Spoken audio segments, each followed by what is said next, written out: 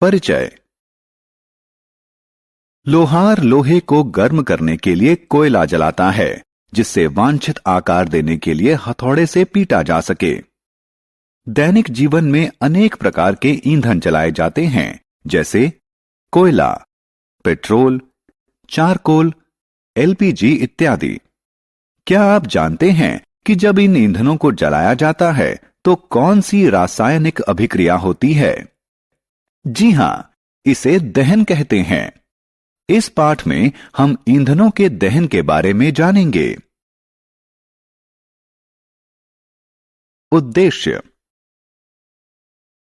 इस पाठ के अंत में आप निम्न करने में सक्षम हो जाएंगे: दहन और इसके प्रकारों की व्याख्या करना, प्रज्वलन ताप को परिभाषित करना, दहन के लिए आवश्यक स्थितियों की व्याख्या करना, अग्निशामकों का वर्णन करना, दहन के प्रकारों को सूचीबद्ध करना। दहन। रोहन एक सरल क्रियाकलाप कर रहा है। वह ज्वाला में मैग्नीशियम की तार जला रहा है। ध्यान से देखें, मैग्नीशियम ऑक्साइड के साथ साथ ऊष्मा और प्रकाश भी निर्मित हो रहे हैं। अब जलते हुए कोयले को देखें। यह वायु में जल रहा है और कार्बन डाइऑक्साइड, ऊष्मा व प्रकाश निर्मित कर रहा है। दोनों उदाहरणों में पदार्थ वायु की ऑक्सीजन से अभिक्रिया करके ऊष्मा व प्रकाश का निर्माण करते हैं। यह प्रक्रिया दहन कहलाती है। दहनशील और अदहनशील पदार्थ। पदार्थ दो प्रकार के होते हैं।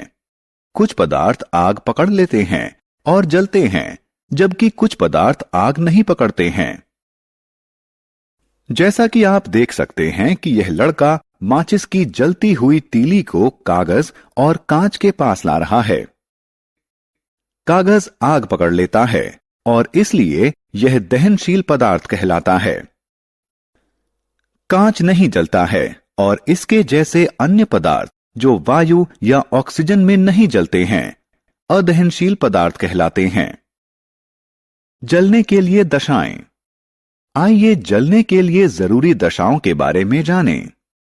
एक मोमबत्ती जलाएं और इसे कांच के गिलास से ढक दें।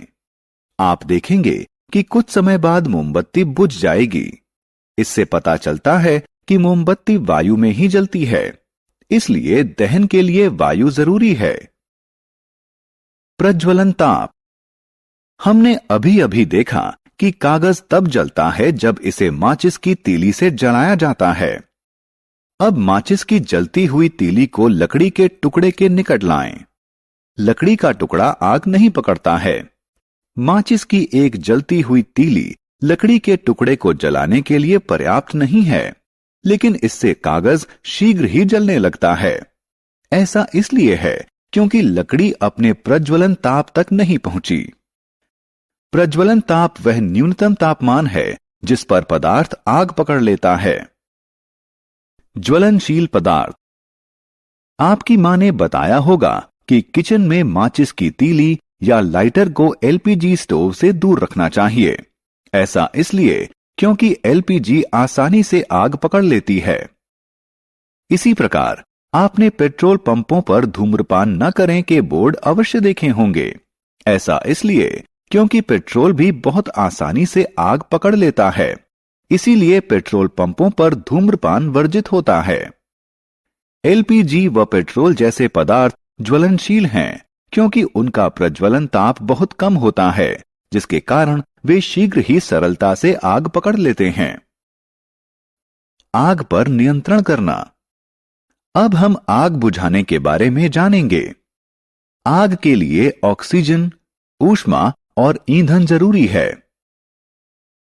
हालांकि इसे इनमें से किसी भी चीज की आपूर्ति बाधित करके बुझाया जा सकता है। आपने अवश्य देखा होगा कि फायरमैन आग बुझाने के लिए आग पर जल डालता है और आग बुझ जाती है। जल दहनशील सामग्री का प्रज्वलन ताप कम करता है और वायु की आपूर्ति बाधित कर देता है। लेकिन जल बिजली के उपकरणों और तेल में लगी आग के लिए अच्छा अग्निशामक नहीं है। बिजली के उपकरणों और तेल में लगी आग के लिए अग्निशामक के रूप में कार्बन डाइऑक्साइड इस्तेमाल करना सबसे अच्छा है। कार्बन डाइऑक्साइड ऑक्सीजन की तुलना में भारी होने के कारण आग को कंबल के जैसे ढक लेती है, जिसके कारण ईंधन और ऑक्सीजन का संपर्क टूट जाता है। दहन के प्रकार। आइए अब हम दहन के प्रकारों के बारे में जानें। आप देख सकते हैं कि एक महिला किचन में भोजन पकाने के लिए एलपीजी प्रज्वलित कर रही है।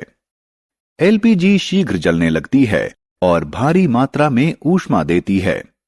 इस प्रकार का दहन द्रुत दहन कहलाता है। जब सफेद फास्फोरस को कुछ समय के लिए खुली वायु में रखा जाता है तो यह आग पकड़ लेता है। इस प्रकार का दहन स्वतः दहन कहलाता है। जंगलों में लगने वाली आग और कोयले की खानों में लगने वाली आग स्वतः दहन के अन्य उदाहरण हैं। आपने लोगों को उत्सव मनाने के लिए आतिशबाजी करते अवश्य देखा होगा। क्या होता है जब पटाखा जलता है? पटाखा के जलने पर भारी मात्रा में ऊष्मा, प्रकाश और ध्वनि उत्पन्न होते हैं। इस प्रकार का दहन विस्फोट कहलाता है। सारांश। आइए हमने जो कुछ सीखा है उसे संक्षेप में दोहराएं। वे पदार्थ जो वायु में जलते हैं दहनशील कहलाते हैं। दहन के लिए ऑक्सीजन जरूरी है। कोई पदार्थ जिस न्यूनतम तापमान पर आग पकड़ लेता है उसे उसका प्रज्वलन ताप कहते हैं।